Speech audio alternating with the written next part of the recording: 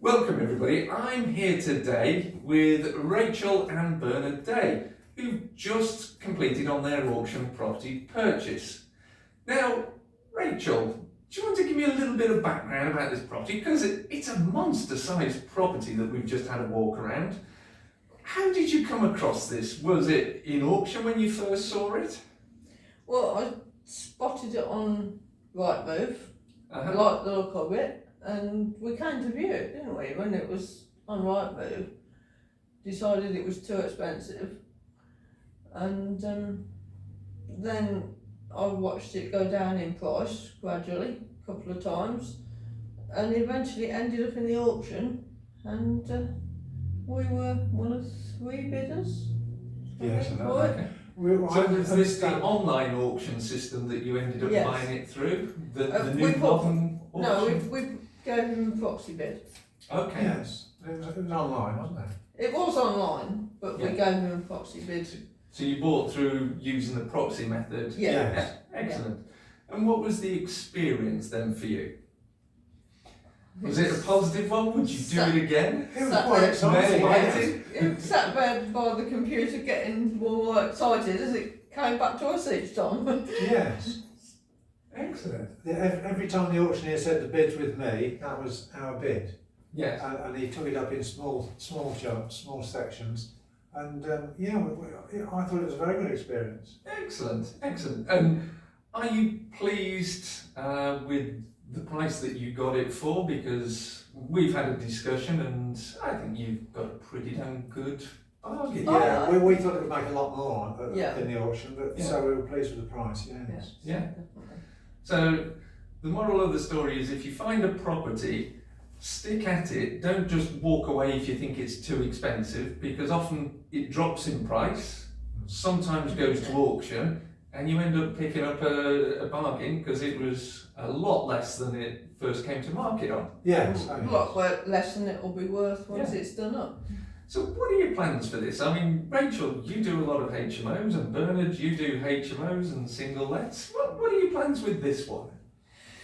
The first plan is to get the kitchen out and put a decent one in, because this one it looks nice, but it's falling apart.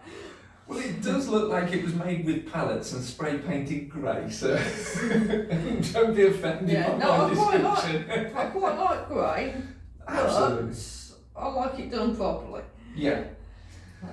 So we're going to renovate the kitchen. I mean, we've got some really good marble tiles down the floor. Probably keep those, clean them up. Yeah, they're really good, but the kitchen, I think it's wise to say I would replace that as well. Yeah, it'll need decorating throughout. Yeah. And we're contemplating doing some insulation. Okay. Yeah. And possibly updating parts of the bathroom. Yeah. Yes. We're really not sure on the bathroom at the moment. Yes. Well, it's a 1950s property, and it's probably in need of some TLC, a little bit of maintenance, like you say, some insulation upgrades because of the age of the property. I mean, you did mention when we were chatting earlier that this property, when it was in auction, the EPC hadn't been updated. And what grade of EPC was it in auction? At the moment, it's F.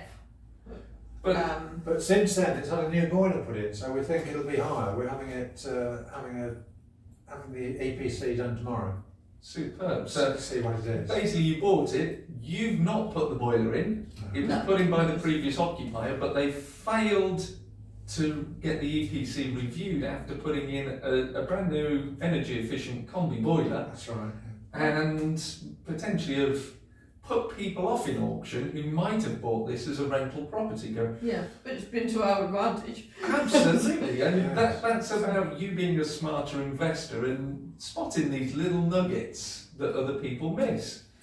So this is a lovely 3-bed, and it's we've just measured it out. It's about 9 metres by 8 metres, but we've also got the large car parking area to the side, and do we call it a lean-to garage or a lean-off garage? It looks as if it's falling off. It looks like it's falling off, yes. Yes. Along with all the structural cracks and movement here.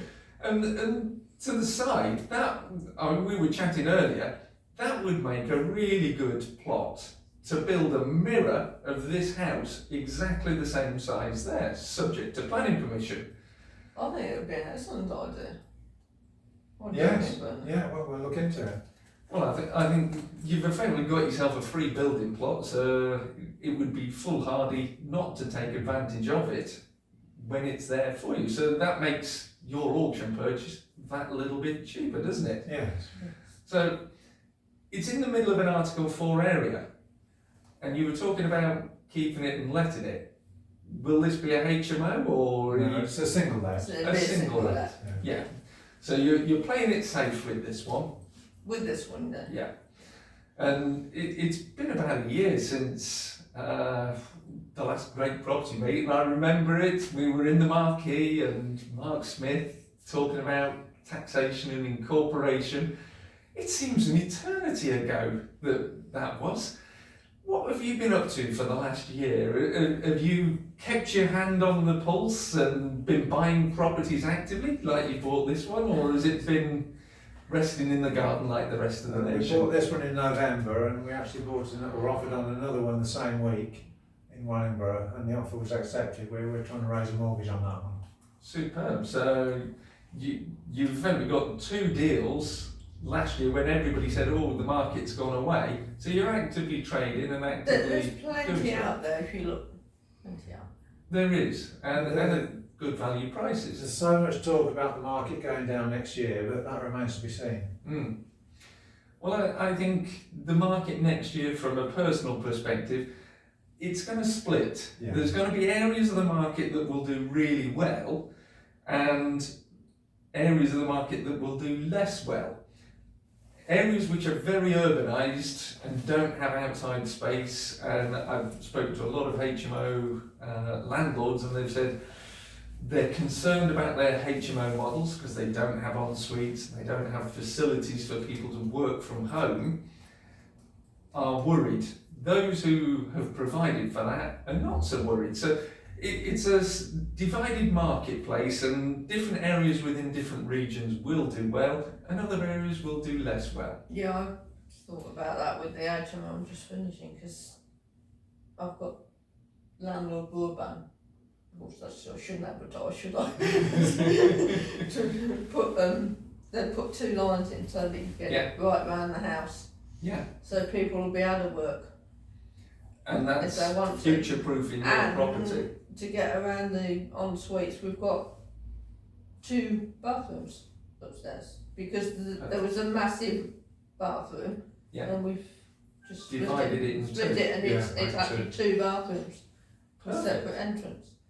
So, And that's well, what it's it's all actually about. Billy's idea. Well, that's what it's all about, though, isn't it? It's thinking about your customer and who's going to occupy the property and what their lifestyle is going to be, and providing for that. And with lockdown, you probably hadn't thought of these sorts of issues January last year when we last had a full networking meeting. But this particular property, I mean, what do you see as your potential tenant for this? With the parking area at the side, I thought it might suit a tradesman to park his vehicles, vans, whatever. Yeah. But now we're thinking we may develop that area separately. Well, I think from having paced the area out, you could certainly build a house and have parking for 4 vehicles still to the side of that house. Yeah. This house might have to access it from the rear or from the front, but hey, it's a huge plot you've got, really huge plot. A lot of possibilities. Yeah. A lot of people though are quite keen on having garden space, so Yeah. if we could get a bit of garden space, that would be nice.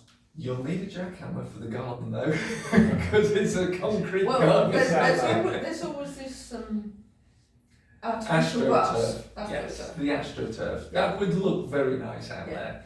But I don't know if you can see from the camera, the back garden fence from this kitchen window is about 1 metre, so it's not very deep, is it? No, it's not. But we've got the lovely cellar underneath, and we were sharing just how quirkily this building was constructed with the stop tap in the cellar, so we might need to put an additional one up here to make it better to Yeah, service. when the new kitchen goes in, there'll be one under the sink. Yeah, Yeah, that's it. that's already planned. Yeah. yeah, Because our builder's been and assessed where we could put it. Yeah. Build a plumber, you know. yeah. Now I know Billy, and Yeah. he's a good lad. He'll do a nice job for you. He's just finishing off your existing one. Yes. Yeah, so then he can move on to this one, and then he can move on to the next one. Perfect. So if anybody else wants him, that's tough. So, it's good to have a good customer. So what are your plans for 2021? Is it more of the same? Will you be acquiring more? We're watching the market, so yes, we may be looking for some more. So if you're out there and you're in the Northamptonshire area, then Bernard and Rachael are looking for more properties that they can assist you with a purchase on, be it fast or be it at the right price for everybody. Then that's the sort of thing you're looking for. Yeah. Are there any pearls of wisdom you'd share with anybody? I always say, believe you can. Absolutely. Don't let anybody tell you you can't do it. Have you been reading my Facebook post this morning? No, I haven't seen your Facebook this morning. I'll drop that into this video so you can see exactly what you must have been stalking my Facebook. Oh, no, I've been saying that for ages, haven't I? Yeah, believe you Yes, can. yes, yes. Absolutely. Just don't let people tell you you can't do it. Totally. Even though it might be an Article 4 area, it could be converted to a HMO subject to council permission, but Yeah, it's always a possibility. it's but, always a possibility. But I think you are right. This, to me, strikes me as a family home. Yeah. Fantastic. Well, it's been a pleasure and a delight to talk with you both. We'll drop your Facebook links down below so that people can get in touch with Rachael and Bernard if you've got a project that you think they would be interested in, or if you want to get involved in some of the projects that Rachael and Bernard are doing, then by all means pop along and message them. Very approachable, lovely people, and you can work with them in the future. Thank you from me, Andrew Roberts. Thank you for Bernard for your time, and thank you, Rachael. Thank you. Thank you.